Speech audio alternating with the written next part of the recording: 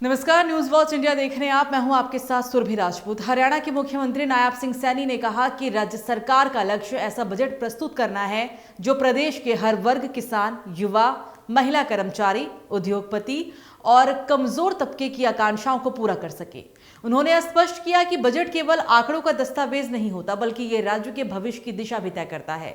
लगातार दूसरे दिन आयोजित इस प्री बजट परामर्श बैठक में मुख्यमंत्री ने प्रतिभागियों से सीधे संवाद करते हुए उनके सुझाव और अपेक्षाएं सुनी। उन्होंने कहा कि सरकार नीति निर्माण में भागीदारी को प्राथमिकता दे रही है ताकि विकास का लाभ अंतिम पंक्ति में खड़े व्यक्ति तक पहुंच सके। बैठक में उद्योग और व्यापार से जुड़े प्रतिनिधियों ने गुरुग्राम और आसपास के क्षेत्रों में infrastructure, transport, traffic management, logistics, ease of doing business और डिजिटल सेवाओं को और मजबूत करने की मांग रखी। उद्योग जगत ने स्टार्टअप को प्रोत्साहन, टैक्स प्रक्रियाओं को सरल बनाने और निवेश के अनुकूल माहौल पर जोर दिया।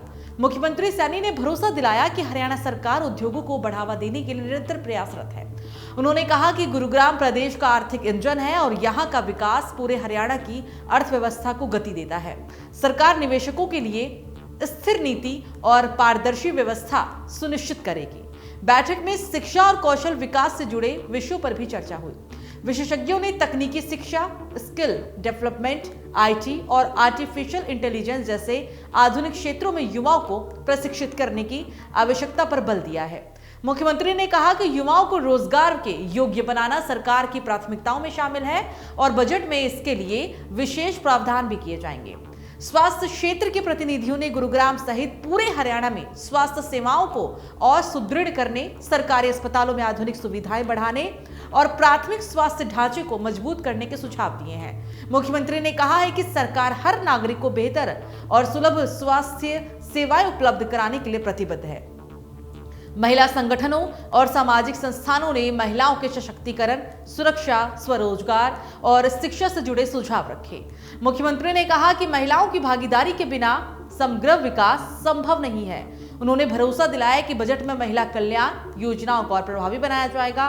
पर्यावरण और शहरी विकास पर बैठक में अहम चर्चा भी हुई।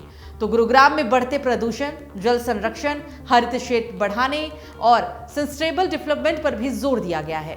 सीएम सैनी ने कहा कि विकास के साथ पर्यावरण संतुलन बनाए रखना सरकार की जिम्मेदारी है और इस दिशा में ठोस कदम उठाए जाएंगे। चलिए बात करेंगे पंजाब की। पंजाब की राजनीति में धार्मिक और राजनीतिक शक्तियों का हमेशा से एक जटिल मुद्दा रहा है। अब राज्य में आम आदमी पार्टी की सरकार भी उसकी जद में है। हाल ही में अकाल तख्त साहिब के जत्थेदार ज्ञानी कुलदीप सिंह गरगड़ द्वारा पंजाब के सीएम भगवंत मान को 15 जनवरी 2026 को पेश होने का समन जारी किया गया है, जो आम आदमी पार्टी के लिए एक महत्वपूर्ण चुनौती बन गया है। ये समन मान के कथित सिख विरोधी बयानों, गुरु की कोलक और दसबंद जैसे सिख सिद्धांतों पर विवादास्पद टिप्पणियों और संत Jarnail Singh भिंडावाले operation blue star के विलेन की तस्वीरों के साथ कथित अपमानजनक व्यवहार वाले वीडियो पर आधारित है। ये घटना आपकी धार्मिक संवेदनशीलता और राजनीतिक रणनीति की भी परीक्षा है, क्योंकि पंजाब में सिख बहुमत में है और धार्मिक संस्थाएं राजनीतिक फैसलों को प्रभावित भी करती हैं। आप जो खुद को धर्मनिरपेक्ष और सुशासन पर आधारित पार्टी मानती है, अब इस अग्नि परीक्षा से गुजर रही है, जहां एक गलत कदम उसकी साख को नुकसान पहुंचा सकता है। इस नोटिस का जवाब आपके लिए क्यों अग्नि परीक्षा है? क्योंकि न केवल व्यक्तिगत स्तर पर मान की छवि को प्रभावित करता है, बल्कि पार्टी की समग्र रणनीति को भी। श्री अकाल तख्त साहिब की स्थापना गुरु हरगोबिंद साहिब ने ही की थी। अब अकाल तख्त धार्मिक, सामाजिक और राजनीतिक मुद्दों पर फैसला सुनाता है और उसके आदेश सिख समुदाय के लिए बाध्यकारी भी होते हैं।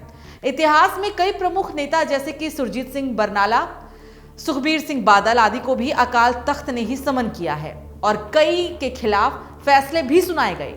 1984 के ऑपरेशन ब्लू स्टार के बाद ज्ञानी जैल सिंह और बूटा सिंह जैसे नेताओं को भी तनखैया यानी विधर्मी घोषित किया गया था। इस तरह भगवंत मान को भी अब अकाल तख्त ने समन भेज दिया है। अकाल तख्त का साफ आरोप है कि मान के बयान जो सिख मर्यादा यानी आचार संहिता के खिलाफ माने गए हैं। उदाहरण के लिए आपको बता दें कि जसबीर जस्सी के गुरु ग्रंथ साहिब वाले मंच पर गाने के विवाद में मान ने जत्थेदार की भूमिका पर सवाल उठाया। दूसरा, दसबंद और गुरु की गोलक पर टिप्पणियां जो सिख दान की परंपरा को प्रभावित करती है। जत्थेदार ने इन्हें सिख भावनाओं को गहरी चोट बताया।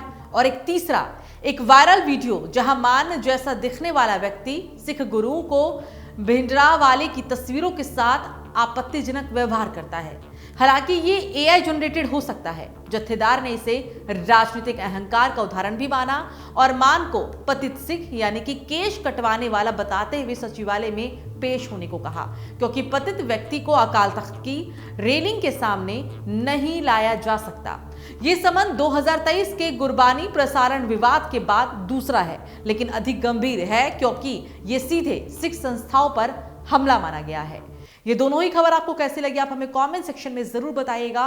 और अगर आप हमारे चैनल पर नए हैं तो चैनल को सब्सक्राइब करना मत भूलिएगा। नमस्कार।